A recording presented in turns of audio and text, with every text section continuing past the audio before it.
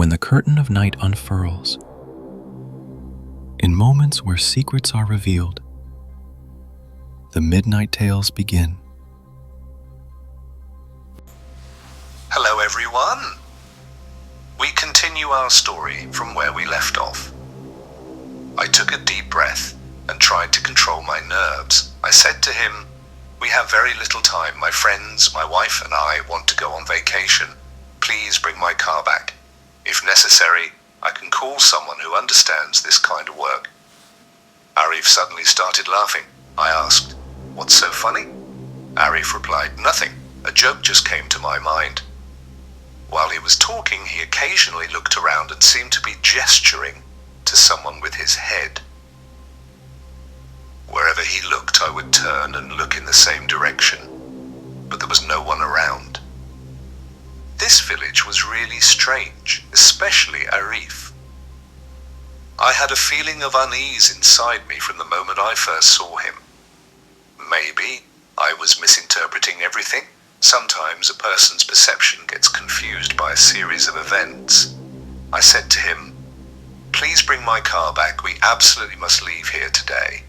Arif put his hand on my shoulder and said, "Don't worry, everything will be fine. Go back to your house. I'll bring you breakfast in a little while, then I'll show you around the village." He turned and walked away. I called out to him a few times, but he didn't turn back. I angrily started walking towards the house. On the way, I looked carefully at the houses around me.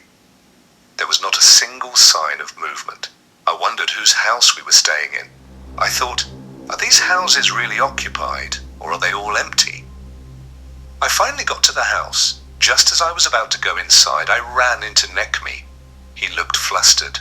I asked, "What's wrong? Why the rush?"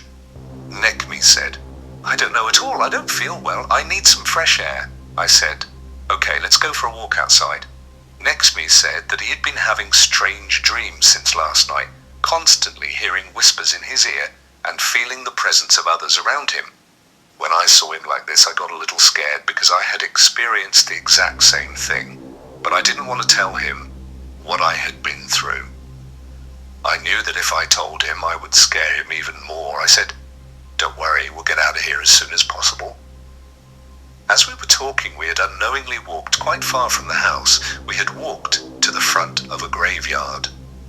This graveyard looked terrifying. Normally I'm not afraid of such things, but the atmosphere here, the graves, and the silence of the surroundings sent a shiver down my spine. We stared at each other. We were both thinking the same thing. "Let's go back to the house," I said. Just as we turned our backs to leave, we heard a sound from a grave. It was the voice of a woman asking for help. Nekmi said, "Did you hear that too? Did you hear it?" I replied, "Yes, I heard a woman's voice. I think she's asking for help. Should we check it out? Maybe she came to visit a relative and fell," I said. I had a strange feeling inside me. It was as if a voice was telling me not to go there. But Nekmi might have been right. Maybe there really was someone in need of help. We moved in the direction of the voice. "Where are you? Who are you?" I said. Finally, we saw an old woman kneeling at the head of a grave. She was calling out to us. "Auntie, we came to help you. Let's get up and take you home," I said. The woman raised her hands and said, "Please get me out of here. Please take me back to my house." As we tried to help her, we saw that the woman's feet were detached from her body. We took a few steps back. The woman didn't look normal at all. When she realized we were scared, she started to laugh. "Don't mind her. She's the price of my sins, but I think I've paid enough. Please help me. Take me home," she said. When we didn't come forward to help, her facial expression changed. A deep hatred and anger appeared on her face. "Help me! Get me out of here! You plagues of God!" She started to scream. She was swearing heavily.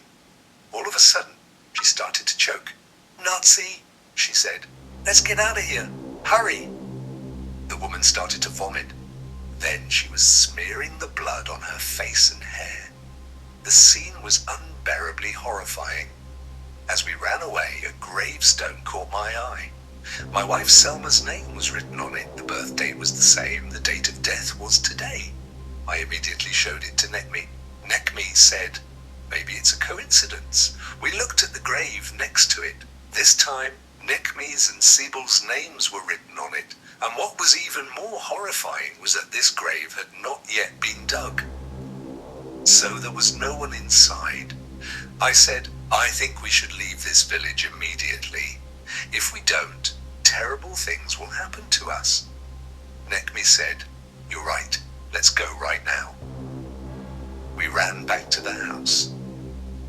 The way that had taken us half an hour to get there was now covered in 10 minutes. We opened the door and rushed inside. We called out to the girls, "Get ready now, we're leaving here." But even though we called out a few times, we got no answer. They weren't home.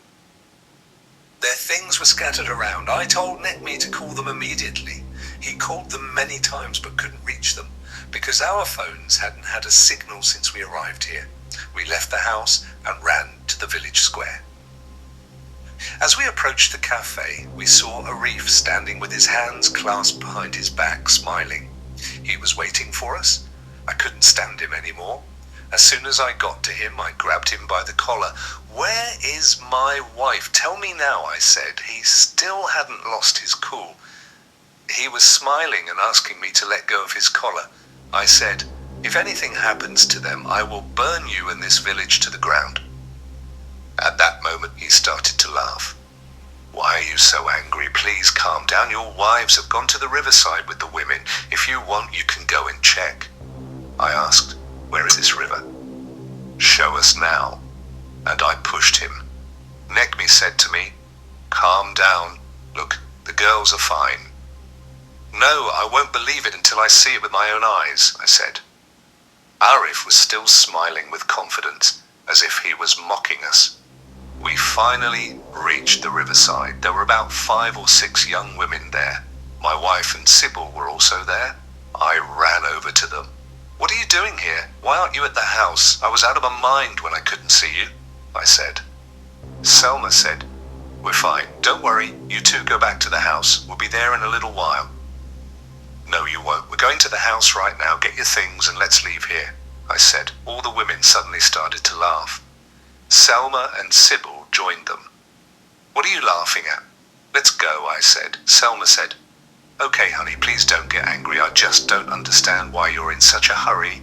Look, it's rude to the people here. Go home. We'll be there in a little while." I didn't let go of her. I grabbed her by the arm and forcibly took her to the house. Nekmi had acted in the exact same way. He had also brought his wife back to the house by grabbing her arm. When we got to the house, our wives started to argue with us. They said that they didn't want to leave here and that the village was a wonderful place. We could immediately sense the insincerity on their faces when they said those words. I went to my wife and said, "Look, we're not safe here. Please trust me." But she was looking at me differently than usual. As we were discussing this, the door knocked. When I went to the door, I saw that it was Arif. "What do you want?" I said. Arif said, "I'm sorry to bother you, but your car has been repaired. If you want, you can come and take a look." "Okay, I'm coming. Wait here," I said. I went back inside and said, "Girls, get ready. Nekmi, you stay with them. Don't leave them alone. I'm going to get the car. I'll be back in a few minutes. You should be ready by then." Nekmi said, "Okay, don't worry, but please hurry." I went outside and started walking towards the village square with Arif. He was walking faster than me. No matter how much I sped up, I couldn't catch up to him. I didn't want to talk to him at all. He was really getting on my nerves. My only wish was to get the car and escape this nightmare as soon as possible. We passed the cafe and turned onto a deserted road. As we walked down the road, strange sounds occasionally came from the surroundings. I said, "Where are these sounds coming from?" Arif said, "Don't mind them, you just keep going." I said, "Why are you walking so fast? Wait for me." Arif said, "We don't have time, hurry up." A little further on, I was shocked by the scene I saw. My car was a wreck, standing on the side of the road. I ran over to it. When I saw its condition, I angrily grabbed Arif by the collar. "Are you out of your minds? Why is my car in this state? What did you do to it?" I said. With a mocking expression on his face, Arif said, "Didn't you want us to fix it?" That's what we did. And he started to laugh. This time I couldn't control myself, and I hit him with a hard punch. Arif was a skinny and short person. He should have been on the ground, but he didn't even flinch. I hit him with another punch. This time my hand hurt. It was as if I had hit a rock, not a person. The sky suddenly began to darken. The sounds around us multiplied and became more terrifying. I immediately turned around and started to run fast. As I ran, the ground was shaking. When I reached the front of the cafe, there were 2 or 3 people in front of every house. Their eyes were all jet black and their facial expressions were blank. My hair stood on end. I ran past them towards the house. At that moment, a creature with long horns appeared in front of me. It resembled neither a human nor an animal. Its eyes were blood red, its teeth were sharp. Its body was covered with hair from head to toe. When I saw it, the first thing that came to my mind was the devil. "Oh my God, what was this? What's going on in this village? Why are these people like this?" I muttered to myself. The creature suddenly disappeared, but the people around me were still making those terrifying sounds. I continued on my way. I ran to the front of the house and saw that the door was wide open. When I went inside, I saw that the things were a mess and that Negmi was lying motionless on the floor. I immediately went over to him and said, "Negmi, what happened to you? Who took the girls and where did they take them?" Negmi said, "No one took them. They left on their own. I couldn't stop them." "Are you crazy? Where did they go?" I said. "I don't know. Their eyes looked strange. They were constantly muttering Arabic words. They were running back and forth inside the house and dancing with strange movements. When I saw them like that, I was horrified. I started to pray. As I prayed, Selma and Sybil suddenly took me between them and started to push me from side to side. They were hurting me. At that moment, other strange sounds began to be heard from inside the house. I couldn't take it anymore and I fainted. And now you've woken me up. Very strange things are happening here. They weren't our wives. We got involved in something very wrong. We should never have come here." I said to him, "What are you talking about? What does that mean?" "We didn't do anything. Where are the girls? We need to find them immediately. Get up," I said. He got up and said to me, "It's obvious that there are abnormal things here. We need to get help from someone." I said to him, "The phone doesn't have a signal. We can't reach anyone. Who are we going to get help from? Even if we don't get help, we have to get to the bottom of this, because we can't solve anything by fighting, shouting, or running back and forth. What we saw here is not normal," he said. "Okay, so what do you suggest we do?" I said. At that moment, there was a noise outside. More accurately, this noise sounded like music. We ran to the window. Outside, we saw 20, 30 people walking somewhere with torches in their hands. As I was about to go outside, Negmi grabbed my arm and said, "Don't make a sound. Don't let them know where we are." "Are you serious?" I said. "They already know where we are." At that moment, the crowd outside turned and suddenly looked at us. That terrifying expression on their faces sent shivers down my spine. Then they quickened their steps and moved away from us. We immediately went out and followed them. Maybe we could find our wives there. Although we had lost sight of the crowd, we could follow the sound of the drums and pipes. The place we reached was truly incredible. 2 large fires had been lit in an empty field. Half of the people were around one fire and the other half were around the other, forming a circle and dancing wildly. Nekmi said, "This is a jinn wedding." "Don't be ridiculous. Look, they're people," I said. "No, they are jinn in human form. We have been alone ever since we came here. Arif and everyone else we've seen are jinn. They might have taken our wives too. We need to save them and leave here immediately. Okay, what do we need to do? You tell me. I don't know anything about this stuff, I said. Nekmi said, I don't know a lot either, but my grandfather's grandfather was a hudam, a person who has a spiritual guide or helper. I know from the stories he told and what he experienced. I'll do my best. Don't worry. As we stood there talking, the music suddenly stopped. When we looked up at the crowd, we realized that everyone's faces were turned towards us and they were watching us. One of them shouted something. Then he pointed at us with his hand. Immediately after, a few people started running towards us. Nekmi said to me, "Hurry, run." And he started to run without looking back. What about the girls? What will happen to them? I said. "Hurry, run, listen to me," he said. We started running. We ran without stopping until we reached the graveyard. When we got there, we realized that the grave we had seen before had now been dug up.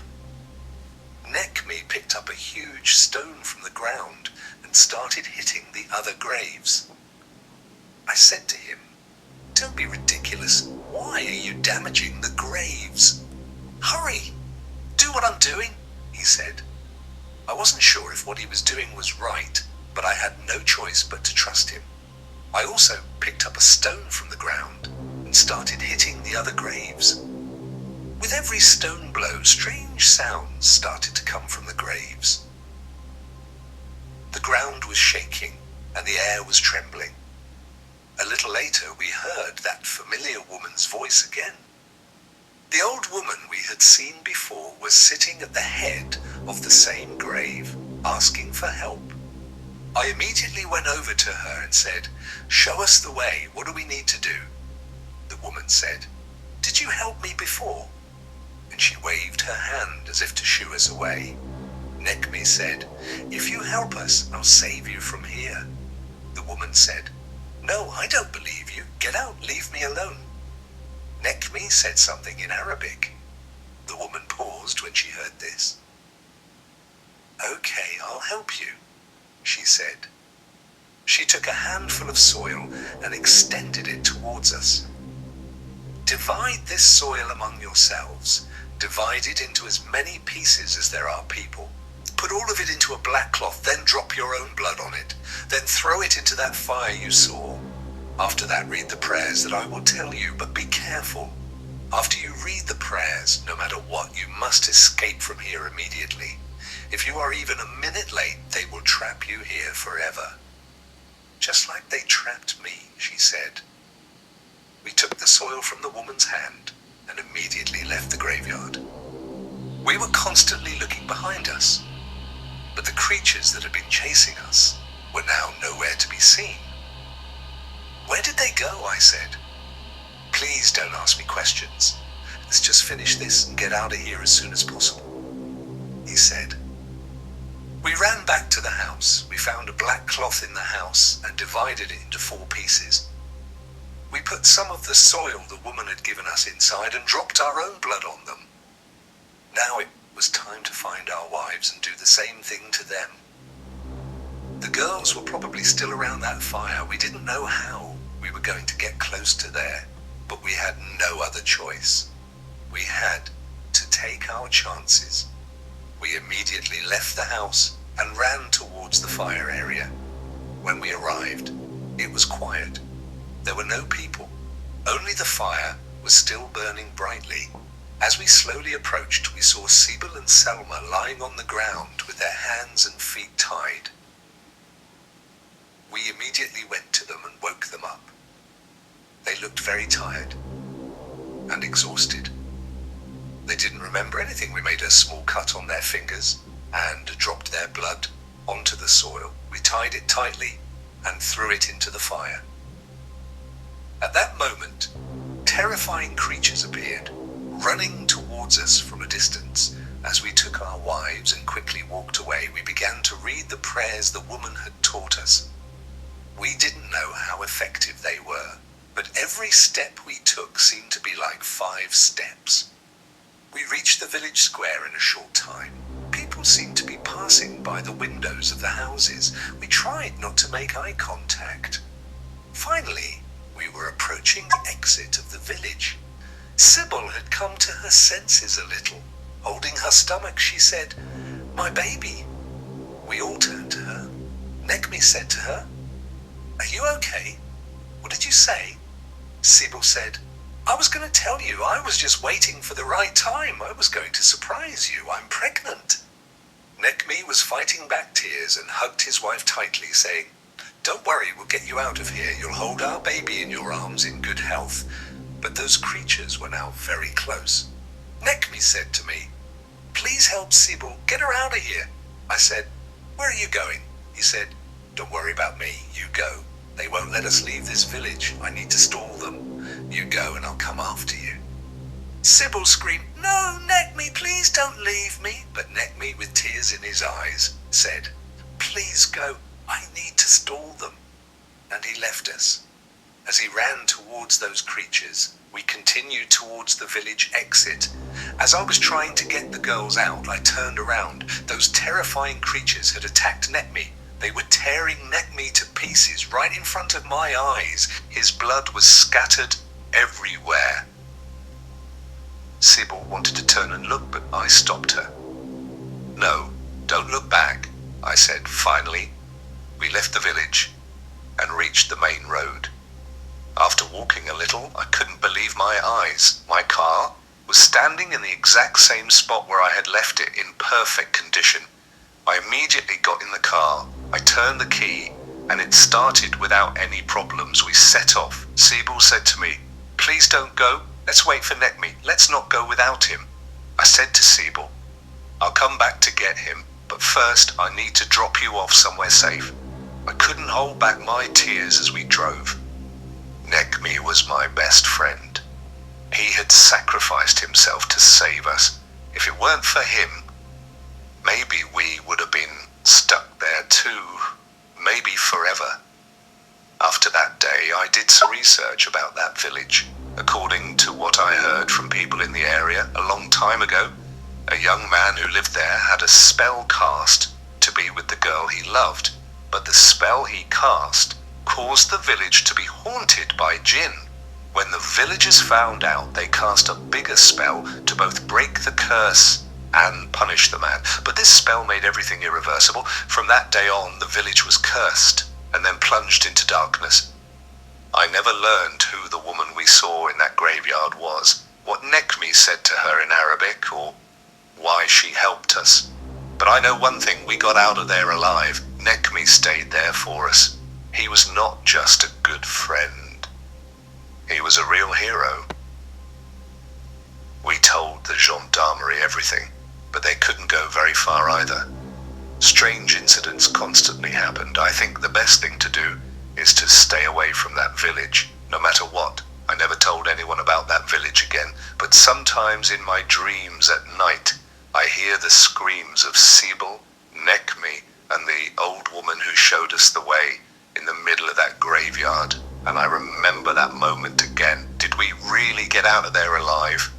Or are we still in a nightmare that we haven't been able to wake up from? That's the end of the story, everyone. Thank you for listening. I love you all very much. You can subscribe to my channel and turn on notifications to be informed about new videos. See you in new videos. Goodbye.